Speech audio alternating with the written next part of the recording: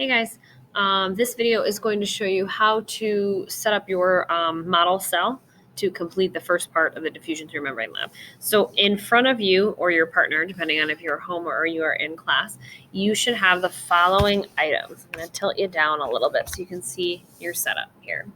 So you should have starch indicator solution, which I realize it's backwards, but that is what it says, I promise.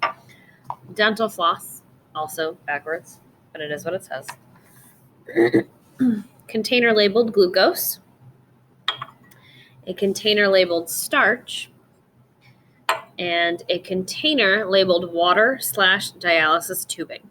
So in order to make our in order to make our model cell, first of all, it's really, really important that you keep these two separate, the starch and the glucose. And it's really important that you keep the pipettes clear as to which one's which. So I have put an S on this one. Hopefully they don't wear off. I just did it in Sharpie, so hopefully it doesn't wear off.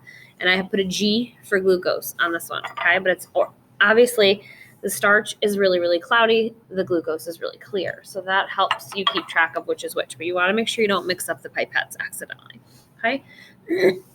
So in your cup, it says water and dialysis tubing.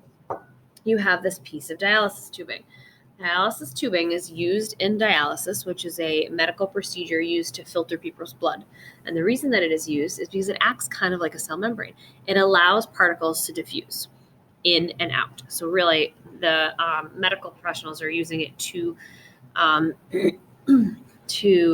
clean someone's blood because their kidneys aren't working, but it can be used in our class to show diffusion. So it's a flat tube, as you can see. But it's kind of like opening a garbage bag. If you wiggle it, which is why it's soaking in the water, by the way. It's very hard to maneuver when it's not in the water. So when it's soaking in the water, that's why it's doing that. So you can kind of wiggle it open like a garbage bag. It's not going to open all the way, although you can sometimes get like a bit of a gap there. You can see that it is open. If it starts to give you a hard time, you can always wet your fingers. This is just water, so you can wet your fingers and redo. So once you have it opened all the way down, you need to take a piece of dental floss. Not a huge piece, not as much as you'd use to actually floss your teeth. That's enough. And you're going to tie off the bottom of this tube. So I'm going to tie it laying down on the table because I can't tie in the air. And then I'll show you what it means or what it looks like. I would do probably 3, if not 4 knots. And you can see I'm leaving myself some space on the top or the bottom. This is actually going to be the bottom when we're done, but it's not tied right at the edge of the tubing. I'm all thumbs when it comes to tying things. Okay, finally got 2 knots in. I would do at least 3, if not 4. In all likelihood, it's going to leak a little bit anyway, but it's all right. It's fine. It will be okay.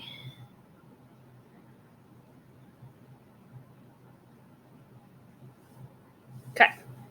So now I have it, and again, this is the bottom, so I have it tied at the bottom.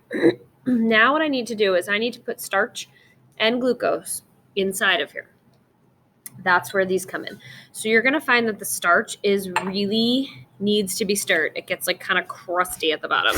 There's so much starch in it that you really, really, really, really need to stir it up. If you can see when I tilt it, you can see it's kind of caked to the bottom. We want to uncake that as much as we can before, before we put our starch into our virtual or artificial cell. Okay, so it looks a little bit better. It's not quite so caked on the bottom. So what I'm going to do is I'm going to start with 1 squirt. Now this is dried out a little bit, so I'm just going to wet my fingers here just to help me maneuver this tubing a little bit. And I want to take the starch and I'm going to take the pipette and put it down into the dialysis tubing. Squirt it in. That's probably enough. I'm going to do 1 more squirt just for good measure. 2 squirts is probably enough. If your dialysis tubing is really small, which they all should be about this size. I didn't measure them or anything, but they all should be about this size. You can do just 1 if you feel like it's going to get like really full, but it shouldn't really get that full. So then I'm going to do the same thing with the glucose. This one doesn't really need to be stirred. It's nice and clear. It's already, the glucose is already dissolved in there. Put it down in, squirt, and take another one, put it down in, and squirt. So it's at this point that my friends in class are going to need a friend to help them. I know we're not supposed to get that close, but I think if we hold our breath and do it really quick, I think it'll be okay. Because what needs to happen now is we need to take another piece of dental floss and we need to tie the top off. But the challenge here, well, there's apparently a couple of challenges here. The challenge here is that, see, I almost just dropped it, or I did drop it. If I put it down on the table, it's all going to flood out. That's going to be no bueno. So we want to keep it in there. So you need a friend to hold it like this while you come along and tie it around the bottom, underneath the fingers. So I'm going to take a TV timeout because I don't have any friends in here right now. I'm going to take a TV timeout. I'm going to run over to Miss Mitchell and see if she can help me tie this. Okay? BRB.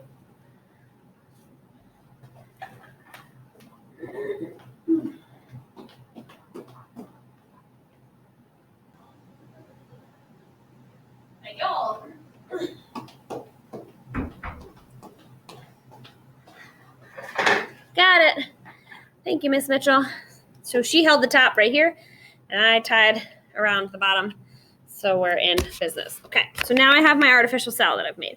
Now I'm going to actually put this cell into my beaker that is labeled water and dialysis tubing. It's just water now because I took the dialysis tubing out. So I'm going to put it down in there. It's okay if part of it sticks out. Not that big of a deal. But you want the actual cell itself down in there, even if like the ends are sticking out. It's no big deal. It's also totally okay if this ends up leaking a little bit. Not a big deal.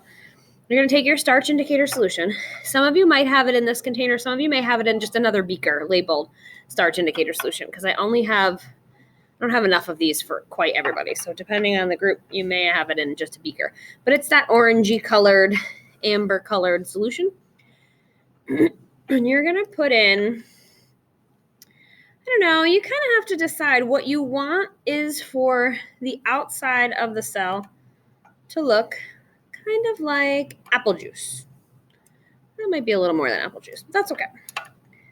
A little like maybe if that was what you were going to the bathroom, you might want to drink some more water because you're a little dehydrated according to that, if that was your B. Okay, you can kind of swirl it around a little bit. And that's your setup. That's it. You are done and done. So obviously we're going to do some stuff with this and we're going to let it sit for a little while and kind of do its thing. But as far as creating the artificial cell, that's it. You're done and done. So, happy watching. In your lab, you want to make sure that you write down under number 9, which is on page 2. I did number of the pages. On page 2, you want to make sure you write down what do you predict is going to happen here. So we set this whole thing up. We put starch and glucose on the inside, and we put water and starch indicator solution on the outside, which is just iodine.